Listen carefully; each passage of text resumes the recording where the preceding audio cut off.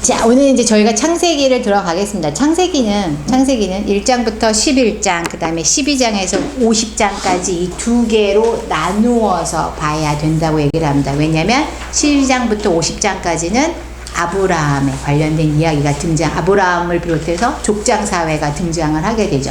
그러면서 또 다른 어떤 다른 이야기들이 등장하는 것처럼 보이고요. 1장부터 11장까지는 사실은 고대근동 신화들과 굉장히 유사한 부분들이 조금 있다라는 얘기를 합니다. 특히 창조신화라든가, 그다음 창조신화 중에 대표적인 창조신화가 에누마 엘리시만 있는 게 아니고요. 여러 개가 있어요, 사실은. 근데 그 중에서 대표적인 게 아트라시스가 있는가 하면, 또 다른 거에는 또 뭐가 있냐면 이제 에누마 엘리시, 그다음에 또 다른 거는 오시리스와 관련된 이집트의 신화가 있습니다. 그래서 요렇게 3개 정도의 신화들과 창조와 관련된 이야기들이 좀 펼쳐지기도 하고요. 저는 어떤 이제 학자들은 무슨 얘기까지 하냐면, 창세기에 나오는 창조도 신화다 이렇게 얘기하는 분들도 있어요. 예. 저는 아니고요. 그다음에 창조를 설화다라고 얘기하시는 분들도 있어요. 근데 저는 이제 창조 사건이라고 얘기를 합니다. 저는 창조 사건이라고 보고 있고요. 그래서 창조 사건, 성경의 창조와 아니면 아예 그냥 다 빼고 성경의 창조와 설화나 신화라고 얘기하는 순간 벌써 이게 약간 환상이 돼버리고 실제하지 않는다는 느낌이 저한테는 조금 더 강해지는 것 같아요. 이거 안 했어요. 저만 그런 건지 모르겠는데 어쨌든 저는 좀 약간 이게 설화라고 부르는것도 벌써 약간 뭘까요? 이게 실존이 아니라는 느낌이 들어서 저는 이제 최대한 피하고는 있습니다. 저는 절대로 이제 신화나 설화라는 표현은 잘 사용하지 않고요. 보시면 남의 나라 건 신화라고 이제 얘기를 하고요. 그래서 이 신화들을 보시면 아마 그런 비슷한 부분들이 있다. 그 다음에 이제 또 이 길가메시와 관련된 이야기에서 또 우리가 조금 전에 이야기했던 아트라시스라고 하는 것에서 관련된 이야기에서 뭐가 등장하냐면 홍수 이야기가 등장을 한다라고 이렇게 이야기를 합니다. 그래서 이쪽 부분이 1장부터 11장까지는 이런 이야기들과 굉장히 유사한 부분들이 있고, 또 뭐가 있냐면 바벨탑이라고 하는 게 등장을 하면서 바벨탑은 과연 어디에 있었느냐, 바벨탑이 실존했느냐에 대한 이야기도 지금 이야기가 되고 있고요.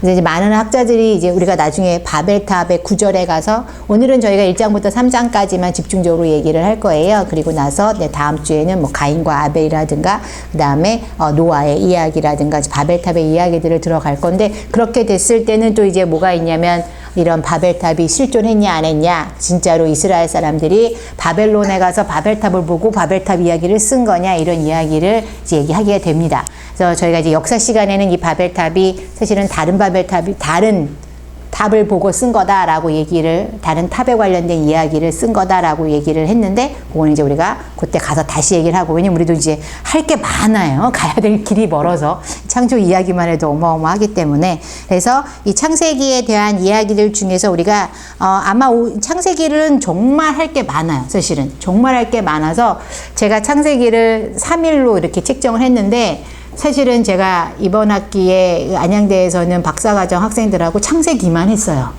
원래 5경 하기로 했는데, 세미나 시간이거든요. 세미나니까 5경을 이렇게 다 해야 돼요. 근데 세미나는 좋은 게 뭐냐면 다음 학기 때 이제 연결해서 해도 되기 때문에 하고 싶은 대로 하다 보니까 창세기만 10주를 했어요. 네. 근데 너무 재밌더라고요. 너무 재밌고, 이제 또 새로운 의견들도 학생들도 나오고 그래서, 하지만 이제 우리는 좀 더 중점적으로 이제 요즘 가장 문제되는 것들만 뽑아서 이야기를 하겠습니다.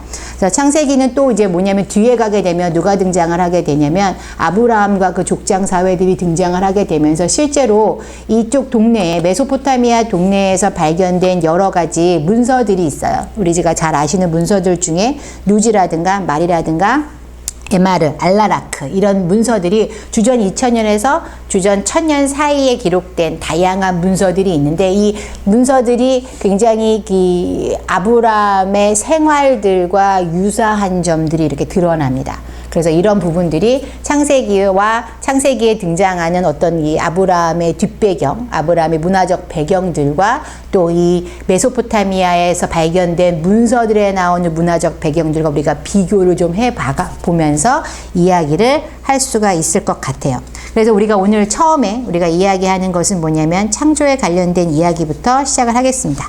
창세기 1장부터 저희가 볼 건데요. 창세기 1장에서 우리가 가장 여러분들이 받으신 거에 첫 번째는 창세기 1장에서 2장에 엘로힘인가 야훼인가부터 나오는데, 엘로힘인가 야훼인가는 우리가 다음에 이야기를 할게요. 야훼에 관련된 이제 이름이 나오면서 출애굽기 6장에 나오면서 그 중간에 창세기에서 출애굽기로 넘어가면서 저희가 야훼와 엘로힘에 대한 이야기를 하겠습니다. 할 얘기가 많아서 오늘 그걸 다 하고 나면 절대로 창세기로 못 넘어가요. 아예 못 들어갑니다. 그래서 양해를 좀 먼저 구할게요. 1, 2장은 살짝 처음에 나오는 야훼와 엘로힘은 띄어가고요. 저희가 오늘 다룰 이야기는 여기 있는 쭉 이야기들 중에서 여러분들이 이제 어디까지 하셨죠? 2장까지 해주셨죠?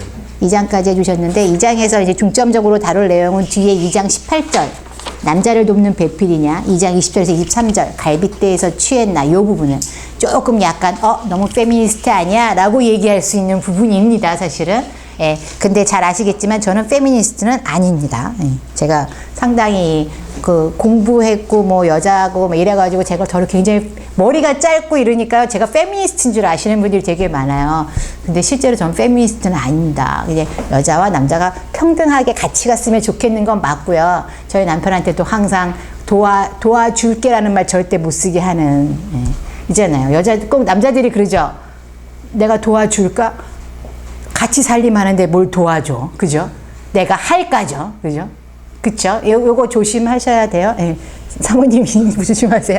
예. 그런 거는 제가 강조를 하지만 저는 이렇게 약간 뭐 여자가 꼭 남자랑 똑같이 뭐 양복 입고 다니고 전 그 정도는 아니거든요. 그래서 그렇지만 아마 약간의 페미니스트적인 이야기가, 페미니스트라기보다는 어떤 하나님의 평등성에 관련된 이야기가 등장을 할 것 같습니다. 먼저 창조에 대한 이야기를 할게요. 창조. 자, 우리가 알고 있는 창조하고 얼마나 다른가? 우선은 우리가 아마 학교 다니실 때 가끔 얘기는 이제 수업 시간에 창조 신화에 관련된 이야기는 조금 들으실 거예요. 그런데 이제 구체적으로 근동 쪽을 전공한 제가 신화에 대한 이야기를 조금 할 건데, 지금 보시는 이 장면이 어디냐면 바빌론입니다. 이제 이 그림 딱 보시면 그럼 바빌론이야 이제 이해가 가시죠? 예, 바빌론 중에서 가운데에 흐르는 강이 유프라데스 강이 되겠죠. 그리고 이 유명한 겁니다. 바빌론이라고 하는 나라는 굉장히 유명한 게 뭐냐면 강을 끼고 양쪽에 거대한 성을 만들었어요. 그래서 강이 있고요. 강을 둘러서 성벽이 쳐져 있어요. 그러니까 얘네들은 이 강을 끼고 있다라는 거. 우리가 한강의 기적을 이야기하죠. 한강을 끼고 도시가 발전하는 것이 얼마나 중요한가. 강을 끼고. 그래서 이곳은 강을 끼고 도시가 어마어마하게 발전을 했는데, 그 중에 가장 중심적인 건물을 본다면 고대 사회의 어느 도시가 발전하기 위해서는 그 도시의 중앙에 혹은 가장 높은 곳에 일반적으로 우리가 알 수 있는 것 중에 어떤 건물이 있는가. 궁전이 아니라 항상 그 도시를 지켜주는 신전이 자리하게 되어져 있습니다. 그래서 얘가 바로 그 유명한 신전이죠. 신전이고, 이 신전의 이름은 마르둑 신전이기 때문에 이제 바빌론 신전이다라고 얘기를 많이 하긴 하지만, 대부분은 이 신전의 원래 이 바빌론어에서는 얘는 에테멘난키라고 불리는 신전입니다. 에테멘난키고 하늘까지 닿은 하늘까지 닿은 곳이고요. 에테멘난키를 중심으로 해서 이 성소구역, 성스러운 구역을 에사길라라고 부르고요. 이 중간에 우뚝 서 있는 탑 중에 얘가 고대에는, 지금은 불가사의, 세계 불가사의 중에 하나죠. 얼마나 높았는지는 몰라요. 왜냐하면 바닥만 남아있거든요. 그 바닥이, 여기가 이 탑이 있었느냐 없었느냐, 에테멘난키 탑이 있었느냐 없었느냐도 사실은 계속 논란이 있지만, 아마 여기 있었을 거라고 생각되는 장소의 그 크기를 봤을 때는 높이가 90m에 달하는 굉장히 높은 건물이었다고 보시면 돼요. 어디에서나 볼 수 있는 건물입니다. 그런데 이 전체적으로 안에 방이 있었느냐? 방은 없었죠. 방이 없습니다. 방이 없고 꼭대기에 신전 하나만 있어요. 이 신전까지는 계단으로 해서 올라가도록 되어져 있고요. 이 신전에는 파랗게 유약을 발라서 굉장히 아름답습니다. 그래서 이 신전에 어떤 이 파란 유약을 바른 이런 흔적들을 보시려면 바빌론에 가시면 못 보세요. 어디 가서 보셔야 되냐면 베를린 박물관에 가셔야 볼 수 있습니다. 다 가져갔어요. 아까 대형 박물관 갔다 오셨다고 말씀하셨는데 대형 박물관에 가야 아까 제가 했죠. 사내립 걸 볼 수가 있어요. 그러니까 이게 다 가져가 버렸다고. 다 가져가 버렸습니다. 그래서 여기는 남은 게 이제 다행이에요. IS가 남아있었으면 IS가 파괴했겠죠. 네, 맞아요. 그래서 하나님이 알아서 가져가신 거다. 요즘엔 또 그렇게 얘기합니다. 한동안은 달라 그랬었어요. 다 돌려줘야 된다. 각 나라의 대형 박물관이랑 루브르 박물관이랑 베를린 박물관 다 돌려줘야 된다 얘기했었는데 요즘엔 안 돌려주길 잘했다 이런 얘기를 합니다. 응? 그죠? 하나님이 다 알아서 가져가신 거다. 어쨌든 이 높은 건물의 목적이 뭐였을까? 높은 건물의 목적은 사실은 신을 섬기기 위한 신전이 아니라 왕이 신과의 관계성을 보여주기 위한 건물이었다. 이렇게 보는 것이 고대 이 메소포타미아의 신화와 관련해서 맞다라고 얘기를 합니다. 뭐냐면 왕이 우리하고 다른 개념, 성경과는 굉장히 다른 개념이라고 생각하셔야 되는 게 뭐냐면 이스라엘의 오직 왕은 하나님이에요. 하나님인데 이쪽에 메소포타미아 쪽에서는 이 신화에서부터 벌써 그들 스스로가 뭐냐면 스스로가 이 신들이 선택한 것은 너희 자질구레한 인간들이 아니라 누구? 나 임금이라는 걸 강조하기 위해 만들어진 것이 이 고대 메소포타미아의 신화이고 고대 메소포타미아뿐만 아니라 이집트의 신화도 같은 맥락에서 보시는 게 맞습니다. 그러니까 우리가 알고 있는 이 신화, 우리가 알고 있는 이스라엘의 이야기들과는 굉장히 같은 배경을 갖고 있다 할지라도 다르게 펼쳐진다라는 걸 우선 인지를 하셔야 된다는 겁니다. 뭐냐면 이미 우리가 알고 계신 것처럼 이 다음에 그림 보시면 얘가 지금 우리가 이제 제가 이제 내용들을 읽어드릴 아트라하시스의 창조 신화에 관련된 이야기인데 보시면 신들이 어마어마하게 많이 등장을 해요. 그죠? 신들이 많이 등장을 하고 또 하나 뭐가 있냐면 신들이 많은데 그 신들이 전부 다 무엇을 상징하나요? 자연이에요. 보시면 달, 태양, 폭풍, 궁창, 뭐 사랑과 전쟁의 여신 얘는 조금 예외지만 이거 사랑도 자연스러운 거니까 땅, 그죠? 그 다음에 구름지, 전부 다 바다, 전부 다 뭐냐면 자연을 상징한다는 걸 보실 수가 있다라는 거예요. 다르죠? 하나님은 자연을 만드셨어요. 그리고 그 자연에 대해서 신적인 어떤 종교적인 상태로 만든 것이 아니라 피조물로 만드셨어요. 근데 여기는 전부 다 그 신들이 함께 했을 때, 그 자연의 각각의 신들이 함께 했을 때 세상이 만들어집니다. 또 다른 것들이 있다면 뭐냐면 이 안에서 이들이 서로 싸우고 죽이는 과정들이 반복이 되고 있어요. 이게 굉장히 다릅니다. 성경에 나오는 창조신화는 굉장히 뭐랄까 약간 고즈넉해요. 우리 좋아하는 표현 중에 저는 고즈넉하다는 게 뭐냐면 조용하고 평화스럽습니다. 누가 싸우질 않아요. 그냥 하나님이 나타나서 말씀 하나로 만드시고 또 쉬시고 말씀 하나로 만드시고 쉬시고의 어떤 반복에서 굉장히 평화스럽고 굉장히 평이한 이런 과정들이 있는데 여기는 전부 다 서로 싸우고 죽이고 이런 과정들이 반복이 됩니다.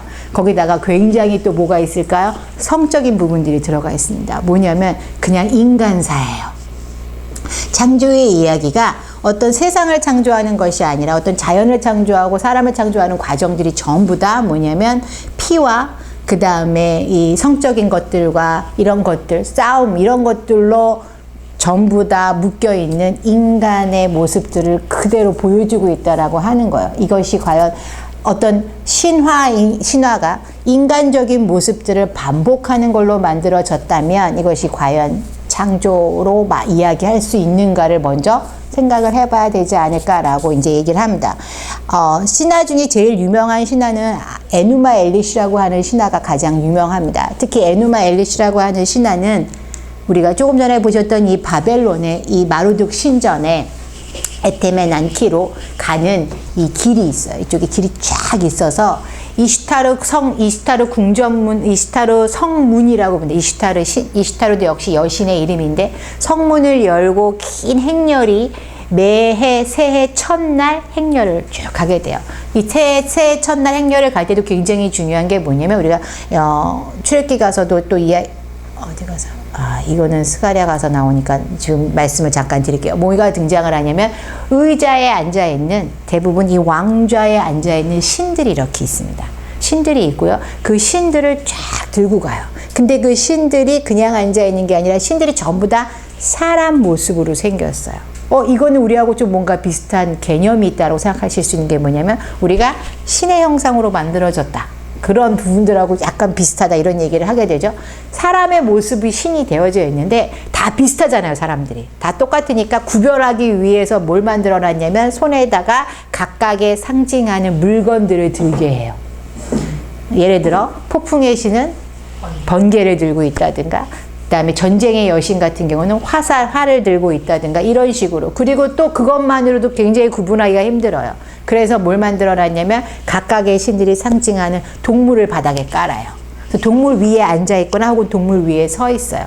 이걸 쭉 제사장들이 메고 쭉 걸어갑니다. 걸어가서 어떻게 할까요? 이 앞으로 가지고 오게 되고, 그리고 왕은 여기에 서서 무엇을 읽냐면 이 창조 신화를 쫙 읽습니다. 읽고 나면 사람들은 전부 다 엎드려서 뭐라고 얘기하냐면 Hail the King이죠. 그죠? 왕이시여 만수무강하시옵소서. 그죠? 하이틀러처럼 로마에서는 황제에게 헤일이라 그랬잖아요. 이런 것처럼 그 왕에게 충성 봉사를 다하겠다라고 하는 다짐을 하게 됩니다. 왜냐하면 이제부터 이런 신들에 관한 이야기를 먼저 할게요. 하여튼 이런 신들 중에는 뭐가 있냐면 신화들 중에는 처음에 이 바벨론이라고 하는 나라가 있기 이전에 바빌론 신화라고 하는 것은, 바빌론 신화는 주전 2000년경에 우리가 잘 아시는 함무라비 시대의 구바빌론 때 신화가 만들어지기 시작을 해요. 왜냐하면 이 바빌론이라고 하는 도시를 보다 종교적 도시로 만들어야 했고, 그 다음에 왕권 강화의 수단으로 이 신화가 굉장히 강조가 됩니다. 그러면서 바빌론의 신화를 만들어내는데, 사실은 이 바빌론의 신화는 그 이전의 수메르의 신화에서 가져와요. 수메르라고 하는 나라는 우리가 주전 3300년경에 이 메소포타미아의 아랫동네, 아래쪽에, 남쪽에 주로 우르기라든가 요 아랫동네에 거주했던 사람들이었는데, 이 사람들이 먼저 이 쐐기문자를 만들어냈고, 그리고 그들 나름대로 특히 수메르라고 하는 나라는 신들의 나라였어요. 굉장히 유명합니다. 신들의 나라로. 왜냐면 각각의 신이 어느 신이 강대해졌다라는 의미는 뭐냐면 이 나라가 강대해지면 이 신도 같이 강대해져요. 같이 연결되면서. 그래서 전부 다 그 신에게 와서 절을 하게 돼 있어요. 7개의 신이, 지금 보시는 중요 신들 중에 7개의 신이 요즘 여기 나오는 애들 중에 있는데, 요네들이 7개의 신이 가장 중요한 판테온, 보통 이제 신들이 앉는 뭐라 해야 되지? 판테온이라면 그리스의 신들이 만신전에 앉아 있는 것처럼 거기에 앉아 있어요. 앉아 있어서 서로 그 일들을 처리하는데, 그 중에서 이제 큰 신들이 등장을 하면서 이 큰 신들과의 관련을 해서 수메르에서 이미 만들어진 신화가 있었어요. 그 신화를 가져다가 바벨론이 좀 더 확립을 시켜요. 그 확립하는 가운데 조금 더 크게 확장하고 조금 더 그 신들이 선택한 것이 나다, 임금이다 라는 걸 강조하기 위해서 강조된 애가 누구냐면 마루둑이에요. 가장 큰 신으로 만들어진 친구 마루둑입니다. 오히려 이 마루둑은 누구로 볼 수 있냐면 요 가운데 있는 폭풍의 신 엘릴이 마루둑과 유사한 사람이라고 보셔야 되는 게 뭐냐면 폭풍이라고 하는 의미 때문에. 왜냐하면 마루둑이 천둥 번개를 들고 다니면서 폭풍, 비의 신으로서 우리가 굉장히 두드러지게 등장을 하기 때문인데, 아트라시스라고 하는 이 신화는 뭐냐면 먼저 만들어진 신화예요. 근데 그게 뭐냐면 여러분이 좀 헷갈리는 게 뭐냐면, 여러분들이 찾는 굉장히 다양하게 번역이 되어져 있어요. 우리나라 인터넷에 한번 치시면 누구는 이렇게 얘기하고 누구는 저렇게 얘기하고 이름이 막 다른데 내용은 비슷한데 약간 헷갈리고 이런 게 있거든요. 왜냐면 토판이 되게 많이 발견돼서 그래요. 그러니까 얘네는 사본이 되게 많은 거예요. 토판이 너무 여러 가지가 발견되다 보니까 그 토판마다 또 다르게 쓰여 있어요. 이것도 성경도 비슷하다라고 저는 생각하는 게 뭐냐면, 아니 같은 시대, 비슷한 시대에 쓰여진 것들인데 토판이 다 달라요, 내용들이. 그래서 뭐냐면 대부분이 이 아트라시스와 관련된 이 신화도 에누마 엘릿이라고 불리는 이 창조 신화도, 메소포타미아 창조 신화도 전부 다 어디서 많이 발견이 됐냐면 아수르바니팔이라고 하는 아수르의 임금의 도서관에서 발견이 돼요. 이 아수르바니팔이 책을 그렇게 좋아했대요. 책을 그렇게 좋아했더니 망하더라고요. 공부를 너무 열심히 해서 그랬나 봐.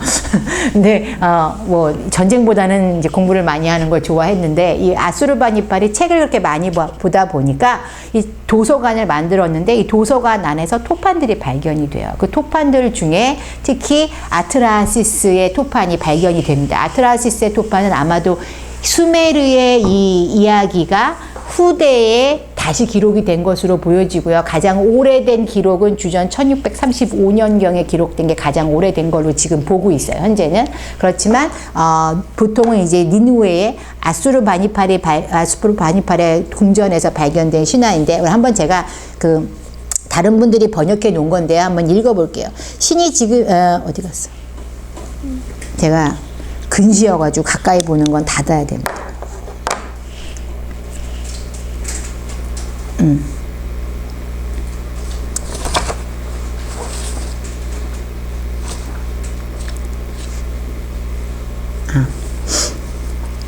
아트라시스는 보다 뭐가 더 강조가 되냐면, 아트라시스는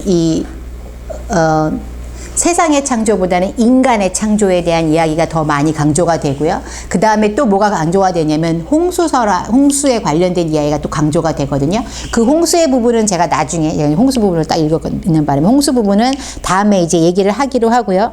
먼저 우리가 아트라시스에서 인간을 어떻게 만들었는지, 우리가 이제 인간을 만든 이야기를 먼저 볼게요. 신이 처음에 이제 신들이 등장을 합니다. 신이 지금의 인간들처럼 노역을 감당했을 시절에 그때의 일은 매우 힘들고 고생스러웠다. 여기 뭐냐면 신들이 등장을 해요.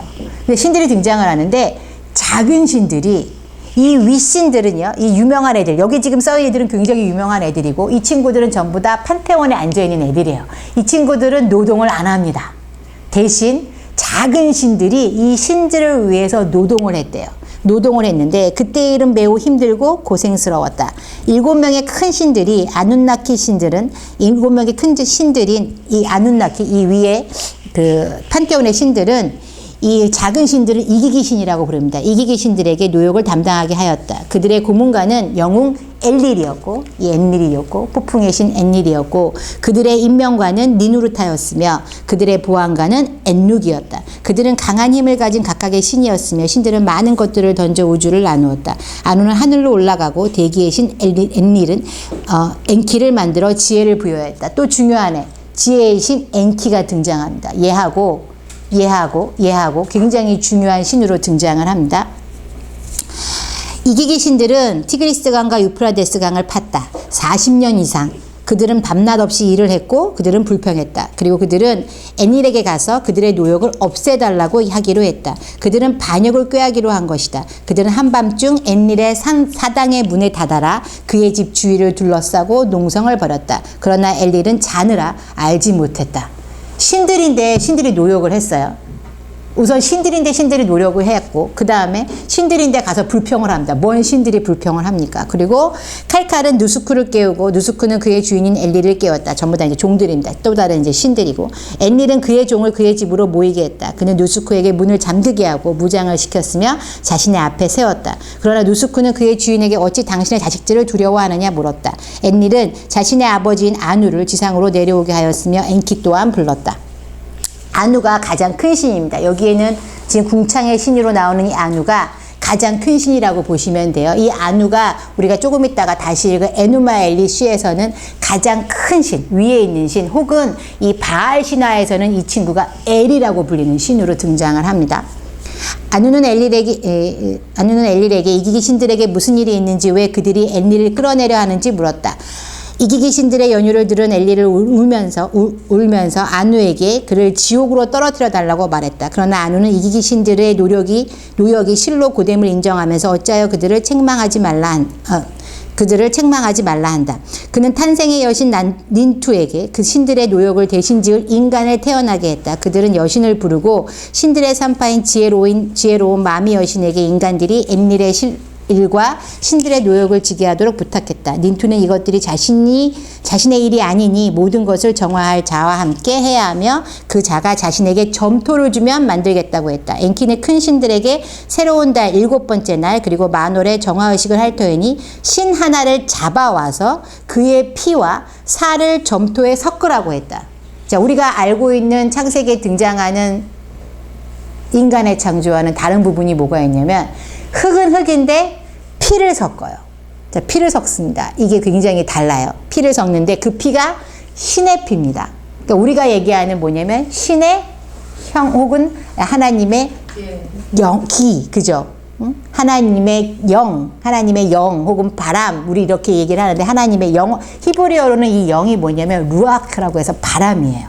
이것도 좀 기억해 주셔야 되는 게 바람이라고 하는 걸 불었다라고 생각을 하셨을 때 조금 이따 바람이 또 등장을 합니다. 신들은 지혜를 가진 신인 웨일라를 죽여서 그의 피와 살을 취했다. 신의 살로부터 영혼이 생겨날지니 이것이 바로 생명의 징표라 하였다.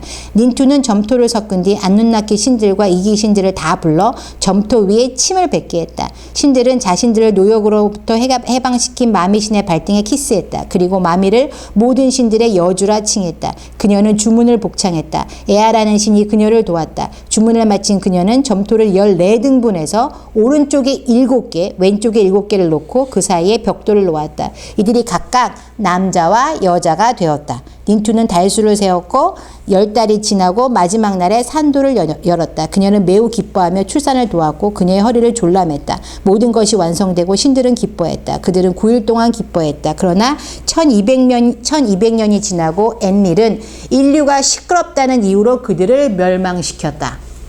이게 홍수예요. 이게 홍수입니다.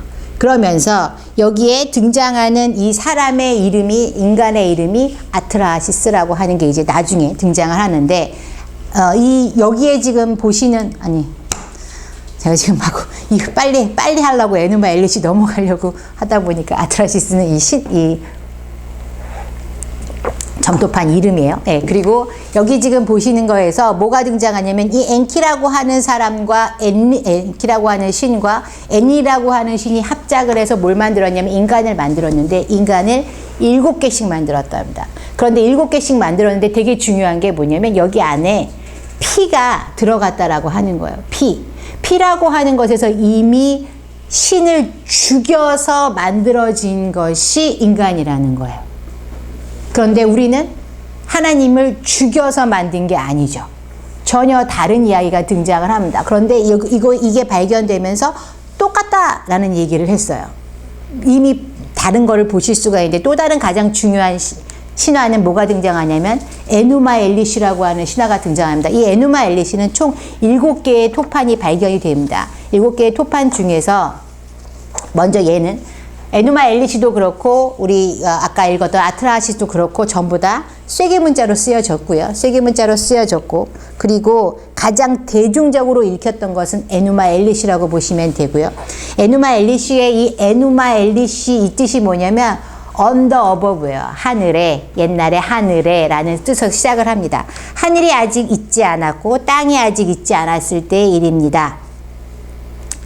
할아버지, 할머니, 특히 할머니, 압수, 할머니 압수와 할아버지 압수와 할머니가 아니고 할아버지 압수와 티아맛이라고 불리는 할머니, 이 둘이 가장 중요해요. 이 티아맛과 압수가 있는데 여기에서 젊은 신들은 매우 활동적이고 유쾌했다. 여기에 이 둘 사이에서 태어난 애들 중에 제일 중요한 게 라흐무고요. 라하무입니다. 얘는 물과 섞인 둘 다 흙이에요. 둘 다 물과 섞입니다. 근데 여기서 중요한 건 얘는 담수의 신이고 얘는 염수의 신이에요. 전부 다 맨 꼭대기 여기까지 가장 중요한 건 물이에요. 물이 굉장히 중요합니다. 이 물 때문에 자, 왜 물이 중요할까요? 왜 물이 중요할까요? 이쪽 동네에서 가장 중요한 건 물이거든요. 물이 없이는 이스라엘이라고 하는 기본적인 기후를 여러분이 환경을 이해를 하셔야 하는 건 뭐냐면 이쪽 동네에 물이 없다면 그들은 삶을 영위할 수가 없는 동네이기 때문에 그래요. 이쪽은 여름에는 비가 안 오고 겨울에만 비가 오기 때문에 얘네들한테는 이 물이 세상에서 가장 중요합니다. 그런데 물이, 그래서 모든 신의 기원은 물이라고 하는 거죠. 나중에 이들 사이에서 태어나는 것, 이들 사이에 태어나는 폭풍의 신도, 그 다음에 이들 사이에서 또 태어나는 마루둑도 전부 다 물을 가져오는 신이에요. 비를 가져오는 신입니다. 우리 성경에서도 무엇을 생각하시면 되냐면, 바알이라고 하는 신도 물을 가져오는 신이에요. 뭐냐면 비를 가져오는 신이거든요. 그래서 하나님이 비를 주냐, 바알이 비를 주냐, 그것 가지고 싸우는 이유도 비 때문이거든요. 물이 가장 중요합니다. 그래서 이 둘이 우리가 이제 다 읽으면 너무 정신이 없어요. 제가 다 읽지 않고요. 읽으니까 졸립죠. 읽으니까 졸리니까 제가 보면서 얘기를 할게요. 압수하고 티아마트하고 얘네 둘이 세상을 만드는데, 압수는 사실은 압수 같은 경우에는 좀 조용하고 싶었어. 얘네들은 다 이 신들은 기본적으로 조용하고 싶어요. 조용하고 싶은데 티아맛이 그래서 얘한테 뭐라고 하냐면, 얘네들이 너무 시끄러운 거야. 만들어 놓은 신들이 너무 시끄러워요. 얘네들을 전부 다 없애버릴 작정을 합니다. 사실은 신들을 없애버리자고 얘기를 해요, 압수는. 그런데 티아맛은 엄마니까 없애고 싶지 않았겠죠. 않습니다. 안 없애고 싶죠. 당연히 엄마는, 당연히 내 자식들은 보존을 하고 싶어 합니다. 그렇지만 이 압수는 얘네들을 없애버리고 싶어 했기 때문에 이 아래쪽에 얘들이 가서 이쪽쯤에 가고, 또한 이쪽에 또 신 중에 누가 있냐면 에아라고 하는 지혜의 신이 있어요. 얘가 앞에서 보셨던 엔키와 같은 역할을 해요. 에아와 엔키는 지혜의 신이에요. 얘네들이 어떻게 하냐면, 안 되겠다. 아빠가 알고 보니까 우리를 없애려고 해. 그래서 아빠를 없애버려요. 먼저 가서 아빠를 없애버립니다. 아빠를 없애고 나니까 기분이 좋았어요. 기분이 좋습니다. 이게 뭐냐면, 우리가 그리스 신화에서도 아버지 신을 없애죠. 제우스가 다 똑같다라고 보시면 돼요. 아버지 신을 없애고 나서 너무 기분이 좋아서 이제 아이를 가졌는데, 그 아이가 태어나자마자 다음날 성인이 됐답니다. 그리고 얘한테는 눈이 4개, 귀가 4개, 말할 때마다 입에서 화염이 나옵니다. 그래서 에아는 이 아이의 이름을 마루둑이라고 지었다라고 합니다. 그런데 이 마루둑이 문제가 뭐냐면, 얘가 너무나도 의기양양하고 잘난 척을 너무 심하게 해요. 그래서 얘가 너무 신나가지고 막 돌아다니는 거예요. 여기에 어디에도요. 근데 지금 제가 얘기하는 어디에도 지금 자연을 창조한 이야기는 없습니다. 자연을 창조한 이야기는 없어요. 사실 전부 다 이미 신들은 전부 다 자연을 대표하는 신들로 이미 있죠. 하늘이 있고 땅이 있고 하늘이 있고, 얘네 다시 이 안에서 하늘과 땅이 나누어지는데 이미 하늘과 땅은 있는 상태예요. 이게 무언가 새로운 세상이 만들어진 것과는 전혀 관련이 없다라는 거예요. 신들끼리 서로, 신들은 이미 있고 굉장히 많은 신들이 있고, 이 신들 안에서 이제 얘가 에아를 여기다 제가 안 적어가지고, 에아가 낳은 이 아이의 이름은 마루둑이라고 지어졌고, 이 친구가 너무 세고, 그리고 얘가 너무 뭐라 그러냐면 시끄러워요. 이제 얘가 너무 돌아다니면서 시끄럽게 구니까 이번에는 또 누가 화가 났냐면 티아맛이 화가 났어요. 그리고 이 마루둑이 압수가 죽고 나니까 대표적인 신이 없으니까 마루둑이 마치 스스로가 임금이 된 것처럼 행동을 할 수밖에 없죠. 그런데 티아맛은 아직 왕비로서 살아있잖아요. 그러니까 티아맛이 이 마루둑을 저지합니다. 마루둑을 저지하다 보니까 마루둑을 저지하니까 마루둑은 어떻게 해야 될까요? 반항을 해야겠죠. 특히 누구와 함께 저지를 하냐면, 티아맛이 자신의 그 신들 중에, 작은 신들 중에 킹구라고 하는 괴물같이 생긴 애와 합작을 해서 같이 싸우러 나갑니다. 둘이 같이 싸우러 나갔는데 결국은 누가 이기냐면 마루둑이 이깁니다. 이게 바로 마루둑이라고 보고 있고요. 근데 티아맛이라고 하는 인물들이, 티아맛이 분명히 담수의 여신이기는 한데, 이 담수의 여신이 생긴 모습이 어떻게 생겼느냐, 이 티아맛이 제가 지금 자꾸 이야기하는 이유 중에 하나가 뭐냐면, 티아맛이 성경에는 그때에 혼돈이 있었다라는 표현이 등장을 해요. 우리 이제 성경에서 창세기에 보시면 다 읽을 시간이 없기 때문에 창세기에 보시면 혼돈이 있었다는 이야기가 등장을 하는데 히브리어로 이 혼돈이 테홈입니다. 테홈이에요. 티아맛과 유사하다라는 거예요. 그래서 무슨 이야기를 하냐면 테홈은 티아맛이고 그 혼돈과 싸워서 누가? 하나님이 마루둑이고 이런 비교가 시작이 되는 겁니다. 그래서 하나님이 티아맛을 혼돈과 그 궁창과 혼돈을 이 마루둑은 어떻게 하냐면 티아맛을 갈라서 티아맛의 가운데 이 아버지가 그에게 바람을 줍니다. 어마어마한 바람을 줬대요. 그래서 그 바람을 이 티아맛의 입에다가 불어 넣었답니다. 그랬더니 티아맛이 그 바람으로 인하여서 풍선처럼 부풀어서 둘로 쫙 찢어졌답니다. 그래서 하늘에 물이 되고 바다에 물이 됐어요. 이게 세상이 창조된 거예요. 그리고 그 가운데 신들이 살기 위해서 그 바다 안에 땅이 돋아났답니다. 그게 신들이 살아야 하는 곳이고 그게 곧 우리가 얘기하는 에덴 동산 같은 동산이 되는 거죠. 신들이 사는 곳 혹은 조금 전에 봤던 이런 신들이 모여 사는 앞에 우리 지금 보시는 아트라시스에서 신들이 사는 곳 이런 곳들이 된다라고 얘기를 하는 겁니다. 그래서 중요한 건 얘가 지금 싸워서 이겼는데 여기에서도 또 무슨 이야기를 하냐면 티아맛이 어떻게 생겼느냐에 대한 얘기를 해요. 티아맛은 뱀처럼 생겼답니다. 굉장히 거대한 뱀처럼 생겼고 그러니까 우리가 또 창세기 우리가 다 읽을 수는 없지만 창세기 적어도 창세기 1장에서 3장 사이에 등장하는 동물 중에 가장 문제가 되는 동물은 뱀이거든요. 거기다가 이 뱀이 원래 상징이었어요. 뱀이 원래 상징이었는데 그 뱀을 찢었다라고 하는 얘기는 뭐냐면 그 상징을 누가 가지게 될까요? 이긴 신이 갖게 돼요. 그러면 마루둑도 자연스럽게 뱀을 가져와요. 그러면서 뱀이 곧 뭐가 되냐면 뱀과 용같이 생기네.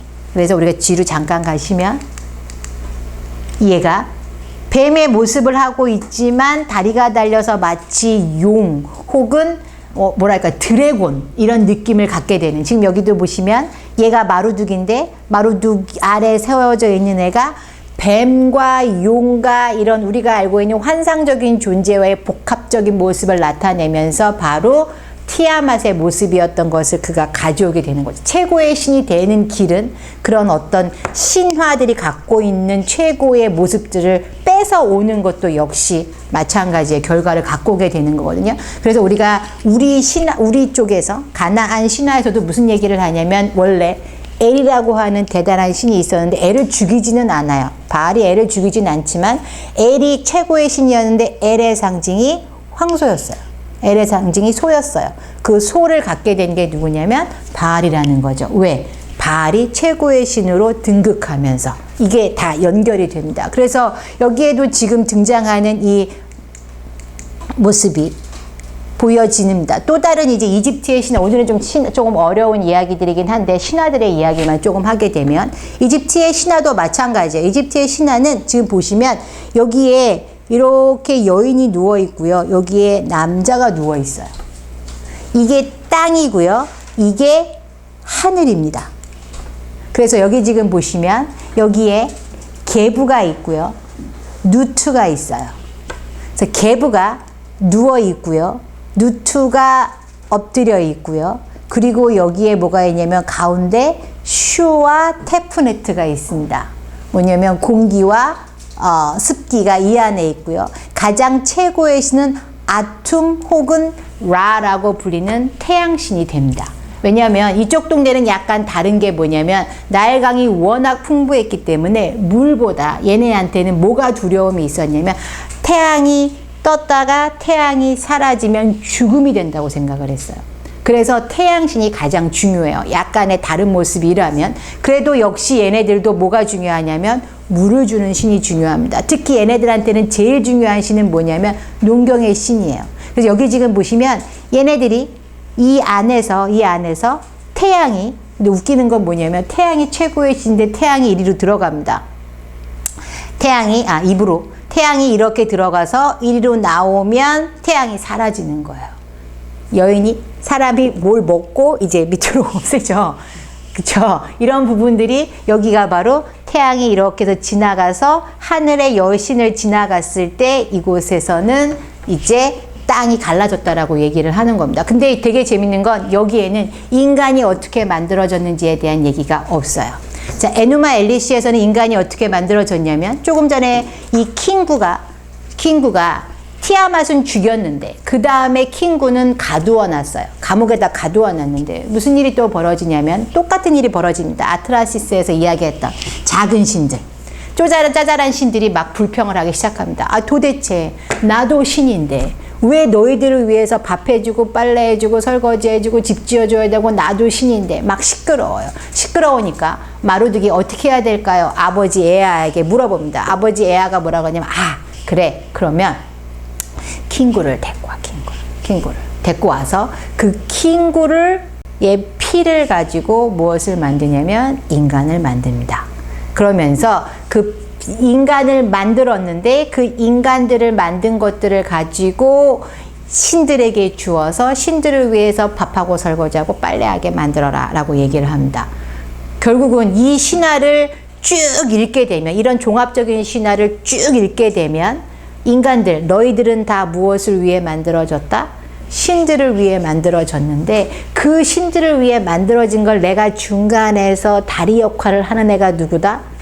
왕 나다. 그러니까 너희들은 나한테 복종해라. 에누마 엘리시가 만들어진 이유, 아트라시스가 만들어진 이유들은 전부 다 뭐냐면 왕의 정당성, 왕의 정통성, 왕을 위한 신화가 만들어진 거지 어떤 창조나 인간의 기원을 이야기하고 싶은 게 아니라는 거예요. 그런데 성경은 분명히 뭐냐면 인간의 기원을 이야기하고 싶어 합니다. 그것이 굉장히 다른 우선 첫 번째 개념이라고 보셔야 된다라고 저는 생각을 해요. 그렇기 때문에 비교하는 것이 과연 가능한 것인가 비교할 수가 저는 없다라고 먼저 얘기를 드립니다. 하나님의 영 같은 경우에는 우리가 이제 조금씩 하나씩 조금씩 찾아볼게요. 처음에 우리가 창세기 1장부터 조금씩 읽어가면서 필요한 부분들만 읽어가면서 이야기를 하겠습니다. 어디 갔어? 성경 제법 찾아야지.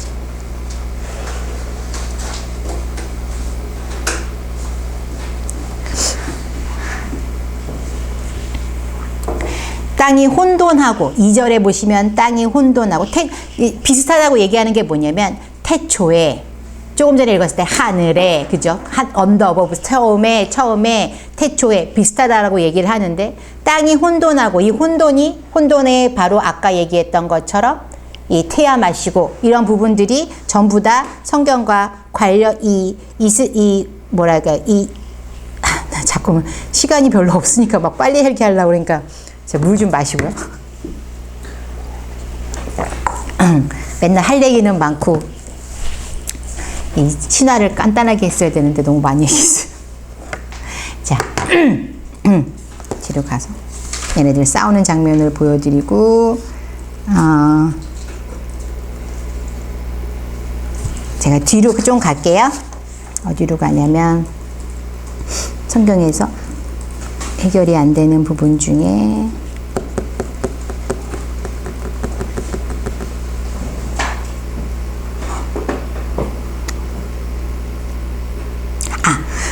자, 우리가 그 앞부분에 대해서 보다 뒤에 얘기를 할게요. 자, 중간에 26절에서 27절 하나님의 형상에 대한 이야기를 하겠습니다. 여기에서 나오는 이야기들 중에 하나님이 이르시되 우리의 형상을 따라 우리의 모양대로 우리가 사람을 만들고 그들로 바다의 물고기와 하늘의 새와 가축과 온 땅과 땅에 기는 모든 것을 다스리게 하자 하시고 하나님이 자기 형상 곧 하나님의 형상대로 사람을 창조하시되 남자와 여자를 창조하시고 하나님이 그들에게 복을 주시며 하나님이 그들에게 이르시되 생육하고 번성하여 땅에 충만하라 땅을 정복하라 바다의 물고기와 하늘의 새와 땅에 움직이는 모든 생물을 다스리라 하시니라 해서 우리가 여기 우선 오늘 여기 볼 이 말씀 중에서는 하나님의 형상이라고 하는 것에 조금 이야기를 하려고 합니다. 하나님의 형상은 어떻게 생겼을까요?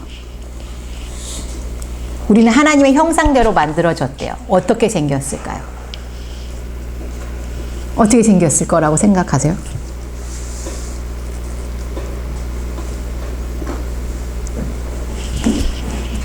대답 없으세요? 저는 대답하는 거 좋아하는데. 송 목사님은 뭐라고 생각하세요? 별 생각 없으세요? 우선은 우리가 하나님의 형상이라고 할 때 과연 우리의 모습으로 생겼냐에 대해서 문제를 많이 얘기를 합니다. 우리처럼 생겼을까? 정말 우리처럼 생겼을까? 우리가 지금 보신 메소포타미아의 신화들에서는 마치 인간이 신처럼 생긴 것처럼 보여주고 있어요. 그래서 사람이 인간처럼 생겼다. 그리고 또 무슨 얘기를 하냐면, 그런데 아들의 모습도 역시 아버지의 모습이라는 이야기를 이 토판들에서는 계속 얘기를 합니다. 그렇게 얘기하면서 아마도 우리가 항상 이야기하기를 하나님이 우리처럼 생겼다에 대해서는 우리는 조금은 과연 그럴까에 대해서는 좀 저는 이 부분은 어쩌면 하나님이 우리처럼 생겼다라고 하는 생각은 저는 메소포타미아의 신화에서 가져온 거라고 보고 싶어요. 사람의 형상처럼 생겼다라고 하는 인식은.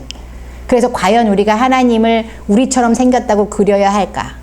그래서 어떤 사람들은 그렇게 얘기를 하더라고요. 돌에도 하나님이 있고 그런 분들 있잖아요. 그죠? 뭐 되게 많죠. 그 다음에 하나님은 각자 보는 대로 생겼다 이렇게 얘기를 해가지고 아프리카 원주민들은 흑인으로 그리고요. 그 다음에 한때는 우리나라에서도 예수님을 갓쓴 조선인으로 그린 적이 있었어요. 그죠? 그런 부분들에 있어서 과연 보는 사람마다 다 다르게 보는 것이냐. 이스라엘에서는 하나님의 형상을 안 보인다고 분명히 얘기했는데 어떻게 안 보이는 것을 보이는 형상으로 그릴 수 있느냐라고 얘기하는 학자들이 있어요. 그래서 인간의 형상이라기보다는 어떤 하나님의 본질을 가진 거다라고 얘기를 하는 것이 맞다라고 봅니다. 그 하나님의 본질이 무엇이냐가 그런데 중요하죠. 하나님의 본질은 이제부터 우리가 앞으로 이제 성경을 읽으면서 찾아 나갈 거지만 가장 중요한 본질은 우선은 사랑이라고 하는 걸로 우린 이야기를 많이 하고요. 인간의 본질에 우리가 가지고 있는 것은 모습이 하나님의 형상은 이런 살가죽이 아니라 하나님이 가지고 계신 그 본질을 갖고 있는 것인데 그 본질이 사실은 우리가 알고 계신 것처럼 우리가 선악의 열매를 먹음으로 인하여서 선악을 알게 하는 열매를 먹음으로 인하여서 그 본질이 죽었다라는 거죠.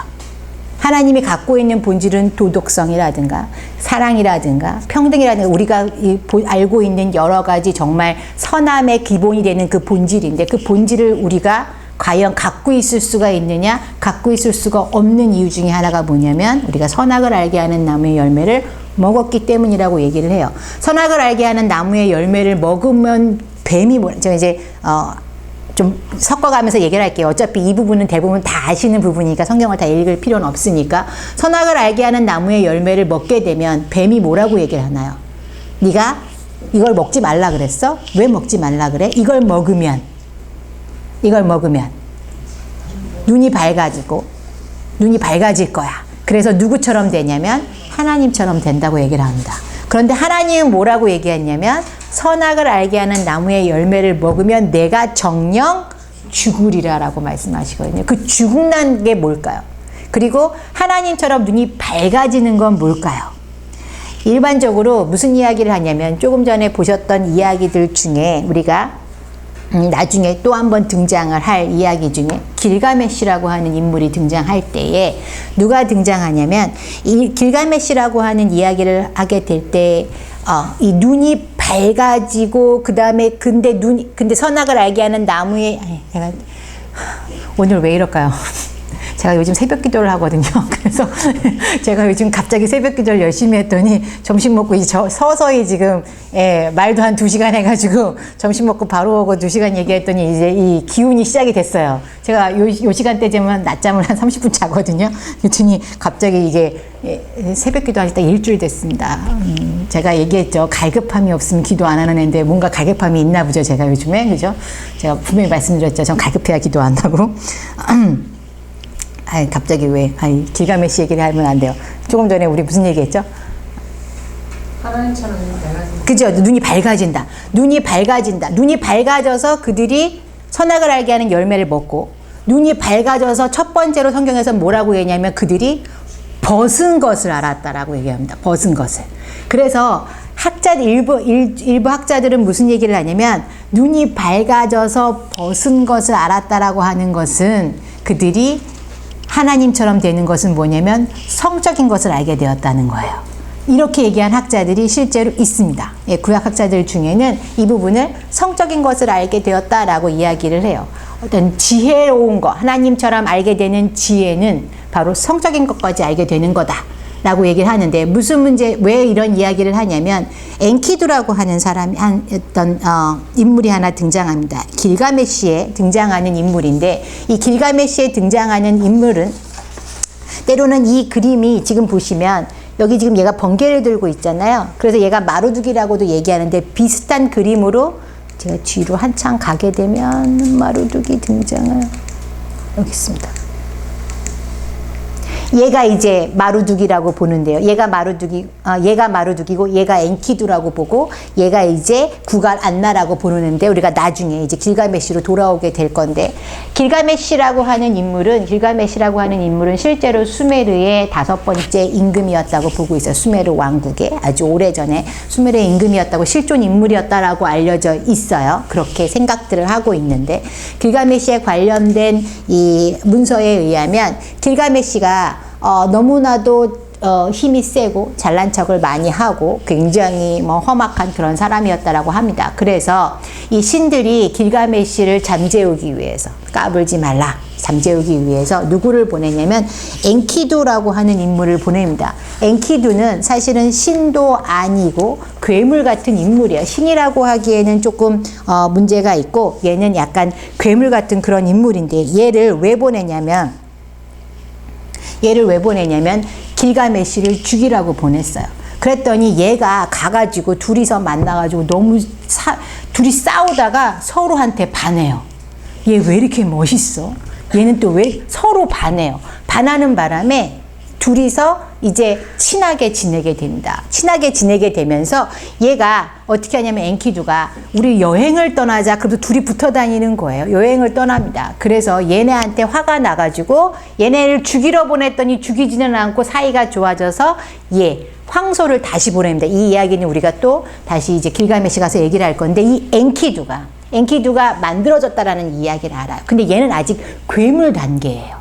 이 괴물 단계인데 길가메시가 소문을 들어요. 신들이 나를 죽이려고 엔키두라는 괴물을 만들었는데, 얘를 갖다가 먼저 얘를 죽여야지.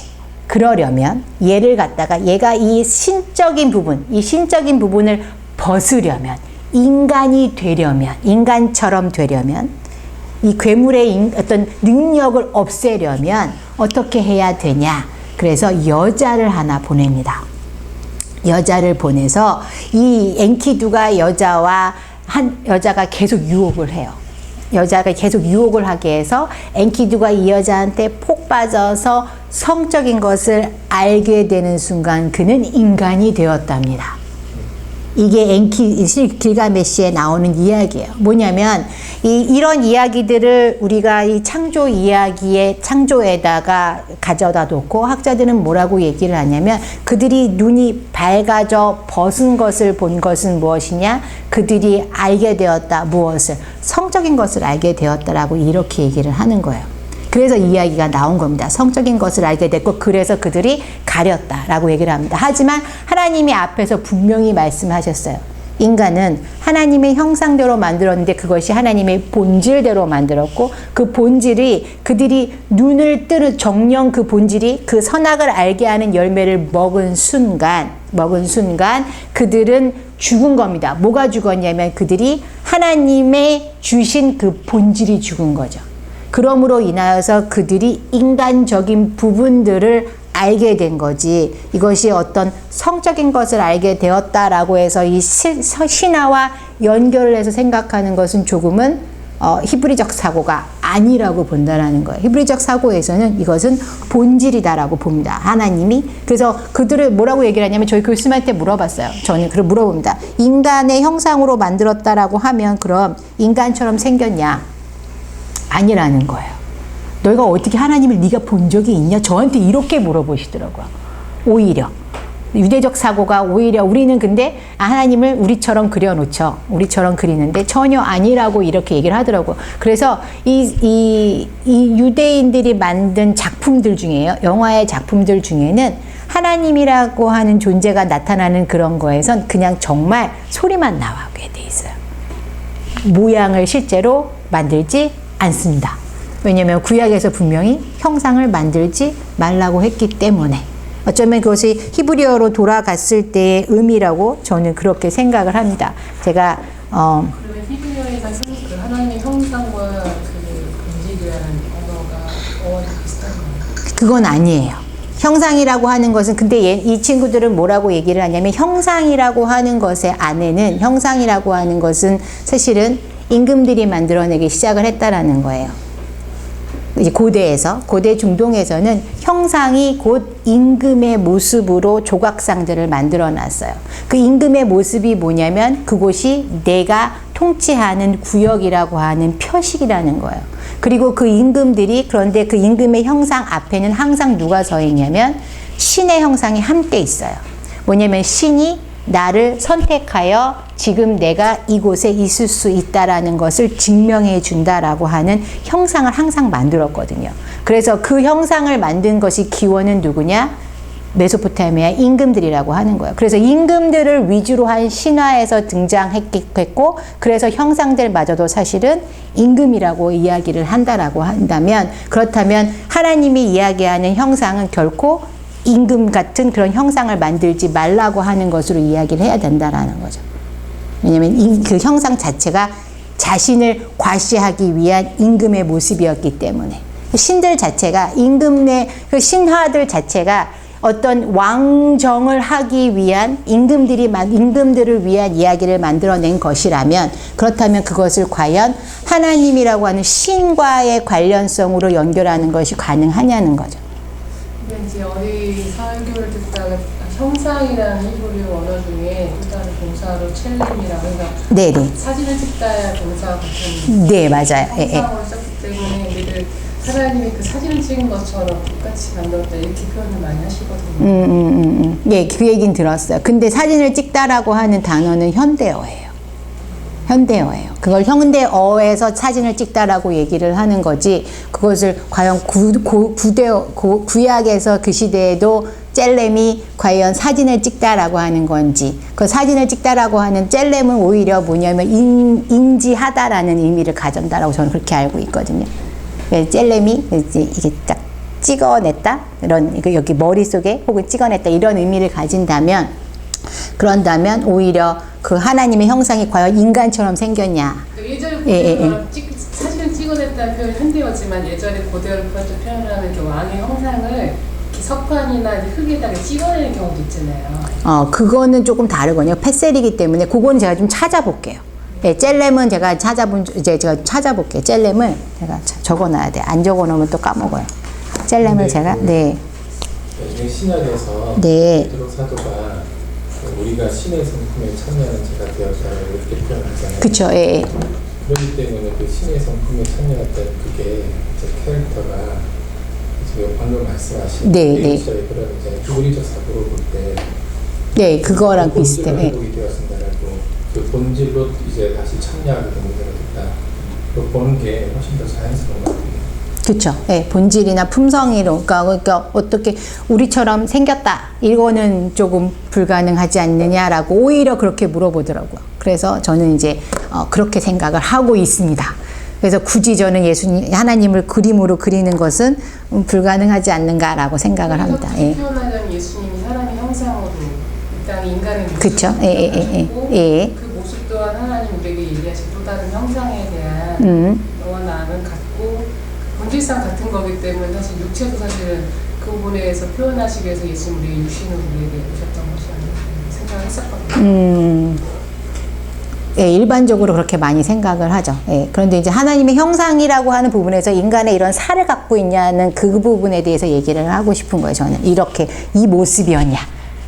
근데 이 모습이었냐는 사실은 굉장히 메소포타미아 신화에서 등장하는 이런 형상들이라고 한다라면, 그렇다면 우리가 이 히브리어에서 봤을 때는 아까 얘기하신 것처럼 신의 품성 혹은 신의 본질 이런 게 우리가 그것을 닮는 게 맞는 게 아닌가라고 본다는 거죠. 역발상적으로 지금 우리가 이제 하나님 삼위일체를 얘기하고 그 당시에는 삼위일체를 표현할 수 있는 어떤 그런 게 없었을 거라 생각이 드는데 지금 봤을 때 삼위일체가 온전한 하나님의 한 분을 얘기하는 거잖아요. 그죠? 예. 예수님의 그 육신에 오신 것도 성신도 부정할 수 없는. 그거는 제가 부정하는 게 아니고요. 그거는 이제 신약 시대 때 인간으로 오신 거고요. 예, 처음에 하나님의 형상대로 만들었다라는 그 형상대로가 과연 이걸로 만들었냐는 거를 물어보고 싶다는 거죠, 저는.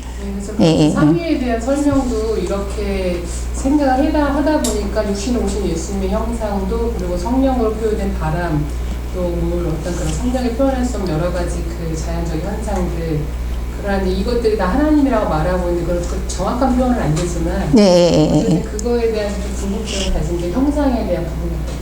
네, 알겠습니다. 그러니까 뭐냐면 아까 우리가 또 무슨 얘기를 제가 그냥 쓱 지나간 것 중에 중에 뭐가 있냐면 문서설 같은 경우에도 조금 전에 말씀하신 그 초자연적인 계시인을 아예 무시한 상태에서 얘기를 하는 거거든요. 그러니까 성경을 나누는 것 과정 중에서 초자연적인 부분이 있어요. 사실은. 왜냐하면 신에 대한 이야기를 저도 가끔 그 얘기를 합니다. 신에 대한 이야기를 하면서 과학으로 모든 것을 다 잣대로 잘라내기는 너무 힘들어요.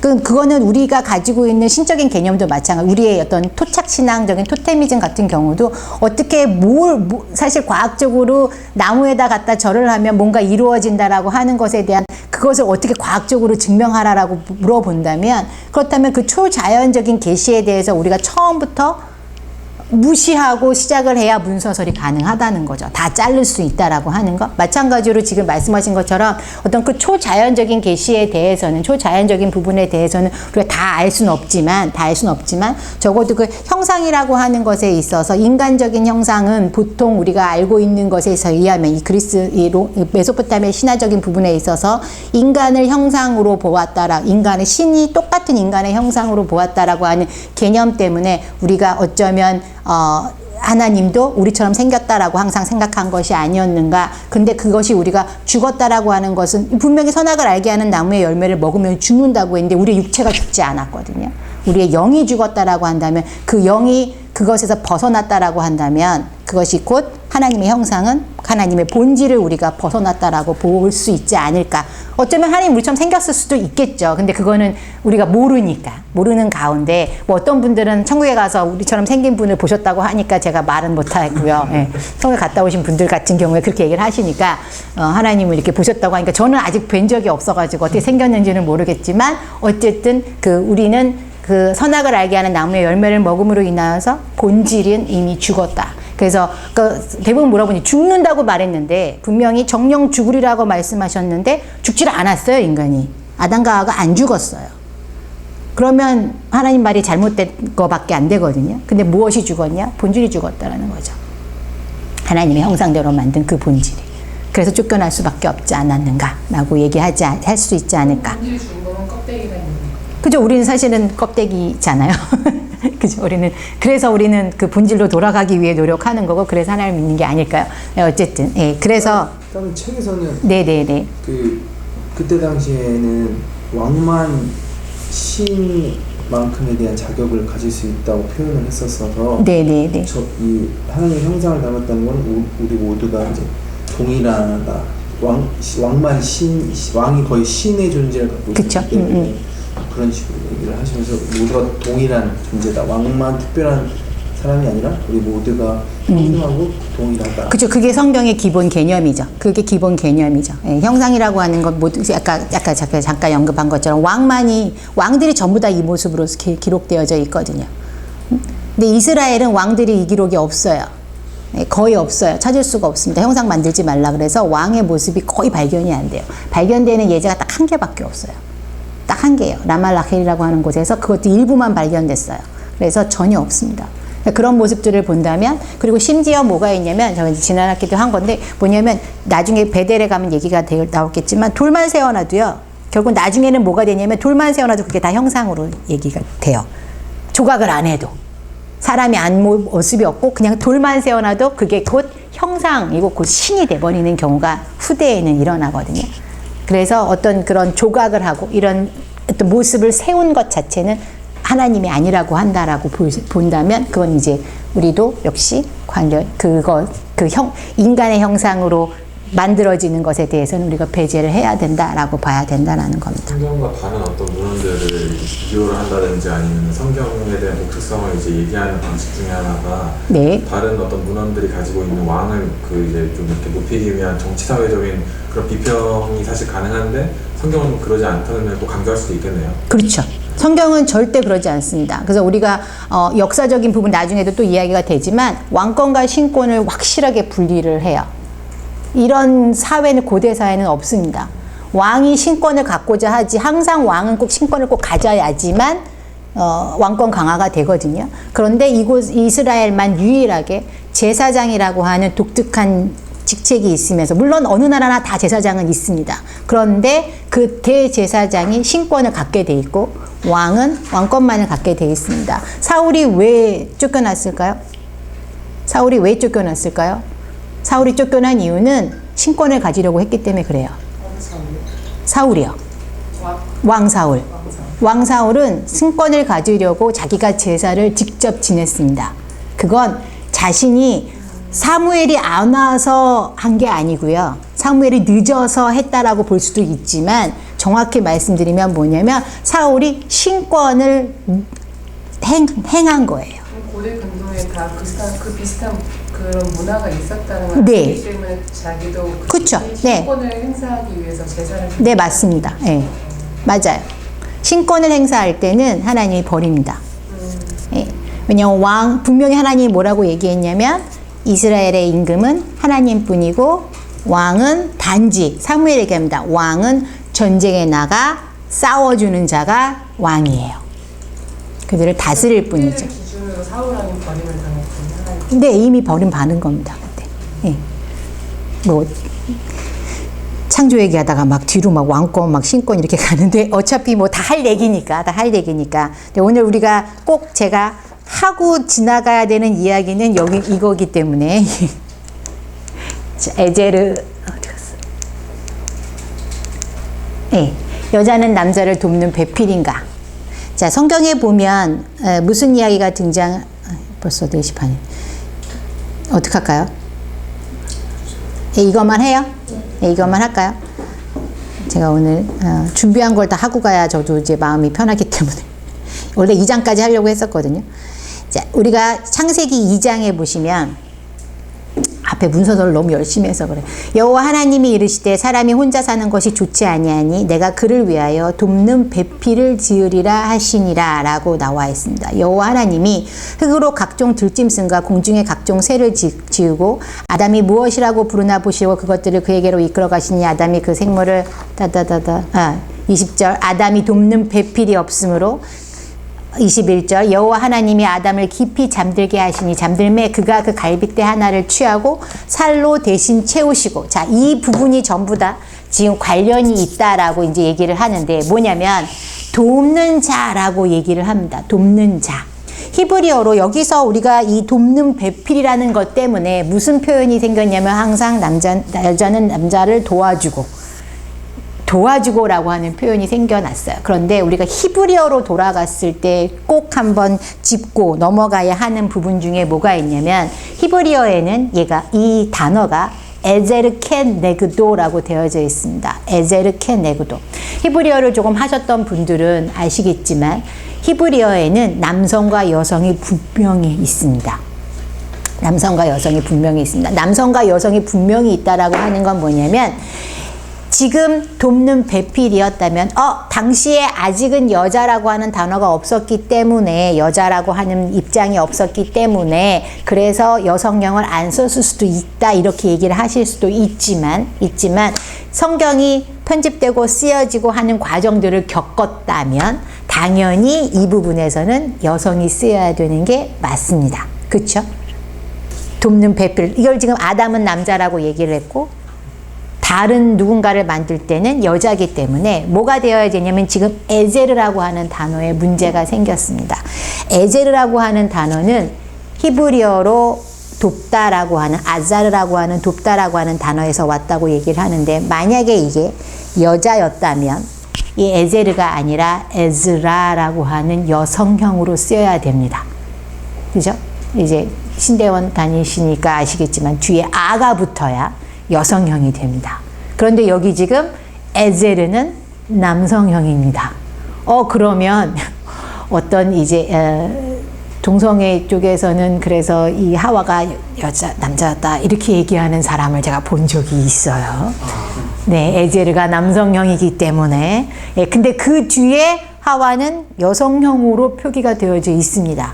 그런데 하와를 부를 때, 하와를 만들어야 한다는 그 목적을 하나님이 말씀하실 때, 그 분명히 에제르라고 하는 남성형을 썼다라고 하는 거야. 그런데 여기에도 또 한 가지 문제가 있습니다. 무슨 문제가 있냐면 고대 히브리어의 발음상의 문제가 있는데 뭐냐면 이 아인이라고 하는 단어, 이 아인이라고 하는 단어가 앞에 에제르의 첫 번째 오른쪽에 있는 아인이라고 하는 단어가 이 훔이에요. 이 뒤에서 오는 아인인데 이 아인이 웃긴 게 뭐냐면 그라고 하는 단어와 혼용된 적이 있어요. 특히 우가리트어 같은 경우에는 얘가 지금 제가 예제를 드렸는데 여기 지금 보시면 얘가 아인이에요. 고대어로 눈처럼 생기는 얘가 전부 다 변해서 이 아인이 돼가는데 얘는 그런데 고대어에서는 여기 지금 뭐라 해야 되지? 사슬같이 생기네. 이 사슬같이 생긴 이 친구가 그 발음이 난다. 그 발음이 나는데 이 그하고 아하고 현대 아랍어에서도 역시 마찬가지로 혼용되고 있어요. 이게 뭐냐면 이 아자라 그래요. 아랍어로는 아자라고 부르거든요. 근데 우리는 가자라고 부릅니다. 가자와 아자가 같은 단어예요. 이게 뭐냐면 아와 그가 이 혼용된 적이 있어요. 이게 굉장히 복잡한 히브리어의 법칙인데 고대 사회에서 법칙인데 이 그가 아가 허정됐을 때 그러면 아제르가 아니라 가제르와 함께 사용이 된 적이 있다라는 거예요. 게제르와. 그런데 이 아자르는 돕다라는 뜻이라면 가자르는 힘이라는 뜻이에요. 그래서 강하다라는 뜻이에요. 그래서 에제르와 가자르가 혼용이 된다면 이것은 힘이 있는 강한 자란 뜻이 됩니다.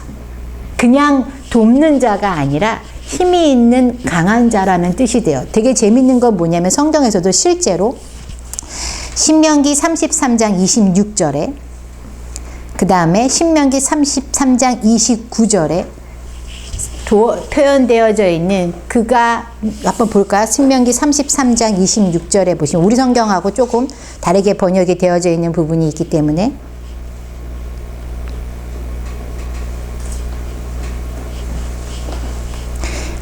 신명기 33장 16절 여수르니여 하나님 같은 이가 없도다. 그가 너를 도우시려고 하늘을 타고 궁창에서 위엄을 나타내시는도다. 29절 이스라엘이여 너는 행복한 사람이로다. 여호와의 구원을 너같이 얻은 백성이 누구냐? 그는 너를 돕는 방패시요 내 영광의 칼이시로다. 여기에 지금 돕는 방패시요 그 위에 도우시려고 라고 하는 단어에서도 역시 아자르가 사용이 되었는데요.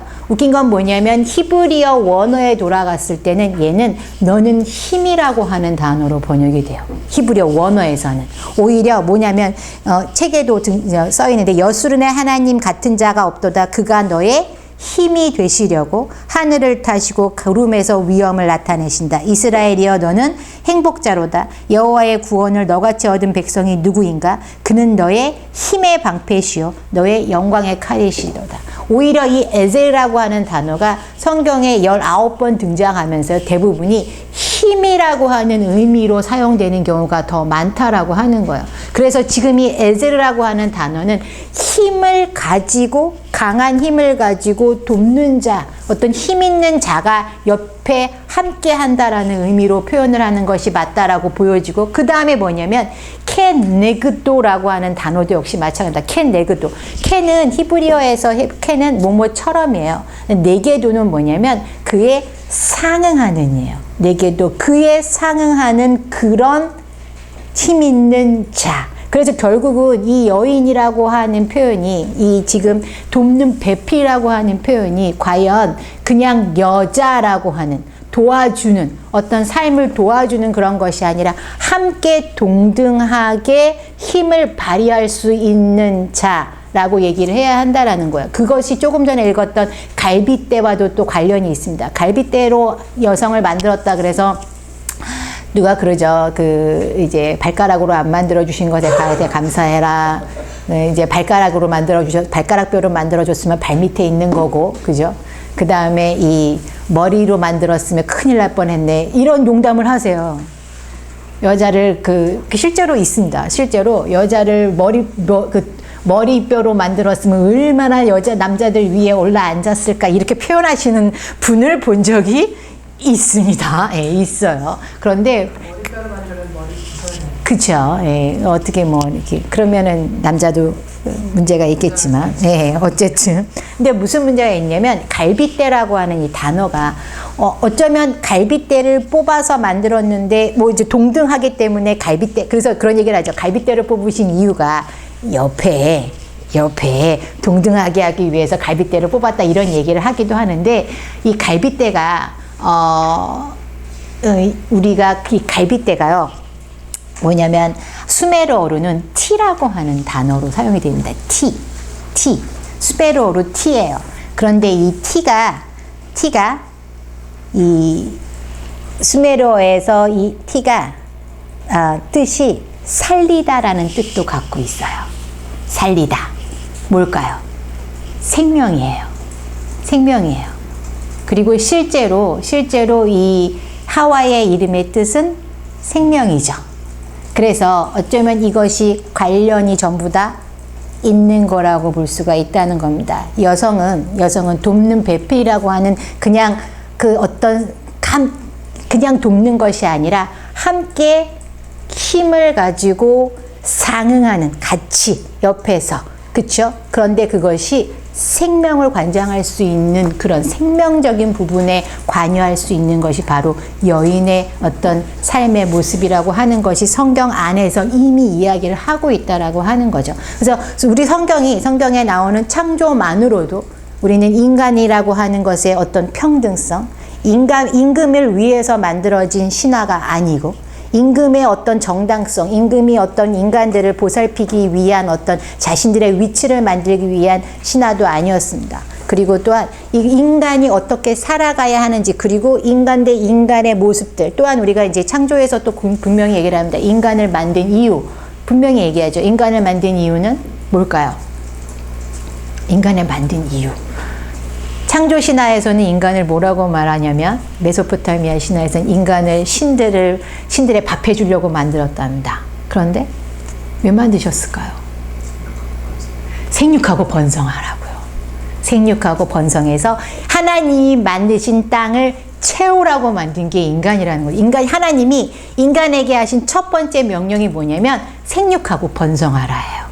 정말 놀라운 명령이라고 생각합니다. 생육하고 번성하는데, 그러면서 하나님이 인간에게 권리이자 의무를 쥐어주십니다. 그게 뭘까요?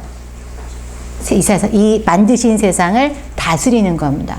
다스리라고 하는 것에도 또 한 가지 뭐가 있냐면, 인간에게 이름을 지어주도록 한다라고 하는 거예요. 이름을 지어준다라는 거. 우리가 그런 얘기하죠. 네가 나에게서 와서, 갑자기 왜 그 시가 생각이 안 나나요? 그쵸. 내가 너의 이름을 불러줘서 너는 나에게 꽃이 되었다. 뭐냐면, 이름을 불러주었다라고 하는 것은 뭐냐면, 이름을 주었다라고 하는 것은 그 대상에게, 그쵸. 대상에게, 소유라기보다는 대상을 인정하는 겁니다. 대상을 인정하고 그 대상에게 의미를 부여해 주는 겁니다. 그것을 내 소유로만, 그러니까 물론 소유도 될 수 있습니다. 소유가 될 수 있는데, 그 소유가 되면 잘못되는 게 뭐가 있냐면, 부모들이 자식의 이름을 만들어줌으로 인하여서 그 자식들을 자신의 소유인 것처럼 잘못 생각하고 있다라는 거죠. 그런 부분들이 조금 있잖아요. 의미를 부여해 준 거죠. 그 아이의 이 세상의 삶을 살아갈 수 있는 의미를 부여해 주는 것이 곧 뭐냐면, 지금 이 행위였다면, 이 의미를 부여해 주면서 뭐냐면, 그것들에게 의미를 부여해 줬기 때문에 권리이면서 또한 그것을 끝까지 책임지고 다스려야 하는 의무도 주어주신 거죠. 그래서 이 세상을 우리가 뭐 어떤 사람들은 하나님이 다스리라고 했기 때문에 맘대로 써도 된다. 맘대로 동물들도 막 갖다 먹어도 되고 맘대로 우리가 쓰면 되지라고 하는 사람이 있지만 그것은 권리예요. 하지만 그것을 다스린다라고 하는 건 잘 다스리도록 그 의미를 주었던 것들이 계속해서 의미를 가질 수 있도록 하는 그 의무도 함께 주어주신 것이 이 세상의 창조의 완성입니다. 근데 이것을 많이들 망각을 해서 자꾸만 창조 신화하고만 비교를 해요. 창조 신화와 이 우리 창세기의 창조는 완전히 다른 이야기가 펼쳐지고 있다라고 하는 겁니다. 전혀 다릅니다. 그 어디에도 인간의 싸움이나 인간의 피나 이런 것들이 등장하지 않는 거죠. 그리고 세상을 창조하는 것을 분명히 다 하셨는데 창조 신화에서는 이미 신들마다 다 전부 다 달신이고 태양신이고 자연의 하나씩 신으로서 존재한다는 것으로서 이미 다른 이야기가 펼쳐지고 있다라고 하는 것을 기억하시면 좋겠습니다. 네, 제가 조금 막 문서설 얘기하고 막 너무 시간이 없어가지고 다음 주에는 저희가 조금 더 구체적으로 가인과 아벨, 에덴은 어디인가는 뭐 간단한 거니까 이야기를 하고요. 그 다음에 우리가 가인과 아벨 그리고 뒤에 가셔서 또 잠깐 등장하는 누구죠? 니므롯. 그 다음에 길가메시 그리고 노아의 방주까지 이야기를 쭉 하겠습니다. 질문 있으세요? 그 선악과 먹은 사건도 그러면 그 신권에 대한 도전으로 해석해 볼 수 있나요? 선악을 알게 하는 나무의 열매를 먹은 게 신권의 도전이라고요. 신과 같이 된다는 어떤 그건 뭐 그럴 수도 있겠죠. 인간적인 마음이 뭐 그 뱀의 유혹에 의해서 비슷한 장면이 이제 길가메시에 가면 또 등장을 해요. 뭐냐면 신처럼 그러니까 불멸을 갖고 싶어하는 부분 때문에 신의 열매를 탐하는 장면이 이제 등장을 또 하거든요. 그래서 그런 부분들까지 뭐 얘기한다면 신권까지는 아니고요. 그 당시에는 어떤 왕권이 있었던 건 아니니까 신권까지는 아니고 그 유혹을 참지 못한 것이 우선 문제겠지만, 뭐 그렇게까지 신권까지는 아니지만, 어쩌면 신처럼 될 수 있다라고 하는 하나님처럼 될 수 있다라는 유혹에 쉽게 벗어나지는 못할 것 같아요. 인간이라면 언제나 항상 있는 유혹이라고 저는 생각합니다. 지금도 있고요.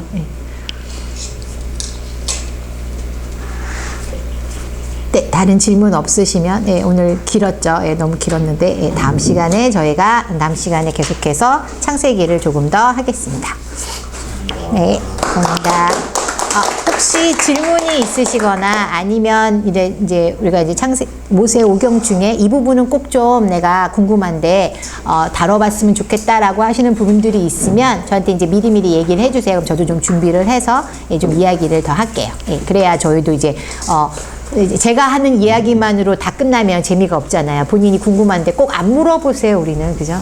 물어보는 게 참, 큰일 나는 줄 아시는데 괜찮습니다. 저는 이렇게 물어보고 잘 모르면 제가 조사해서 같이 공부하면 저한테도 되게 좋아요. 저한테도 되게 좋아요. 다음 주에 뵐게요.